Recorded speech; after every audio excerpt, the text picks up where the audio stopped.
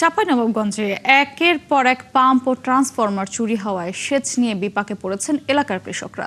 তাদের অভিযোগ, রাতের আঁধারে সংঘবদ্ধ চক্র খুলে নিয়ে যাচ্ছে ট্রান্সফরমার ও পাম্প।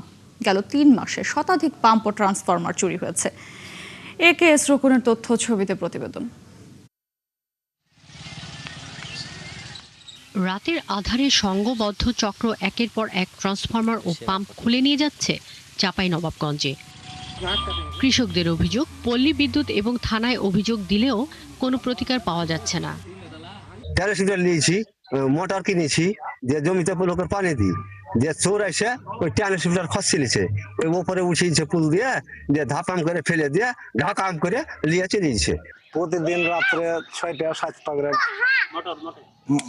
মোটর চুরি হচ্ছে।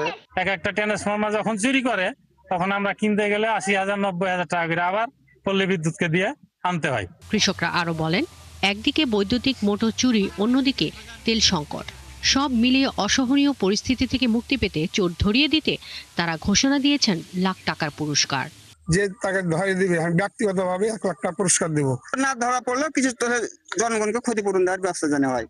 আমরা খুব অসহায় আছি। সেচ পাম্প চুরির বিষয় নিয়ে উদ্বেগ প্রকাশ করে বিকল্প ব্যবস্থা নেওয়ার আশ্বাস কৃষি বিভাগের।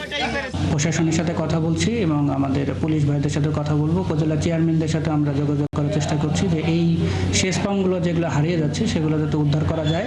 চুরি প্রতিরোধে নিয়মিত সচেতনতার কথা জানিয়ে নিজ দপ্তরের কেউ জড়িত থাকলে কঠোর ব্যবস্থা নেওয়া হবে বলে জানান পল্লী বিদ্যুতের কর্মকর্তারা। যদি আমাদের কারোর কোনো ধরনের সংশ্লিষ্টতা পাওয়া যায়, অবশ্যই দাপ্তরিক নিয়ম অনুযায়ী তার বিরুদ্ধে ব্যবস্থা নেওয়া হবে।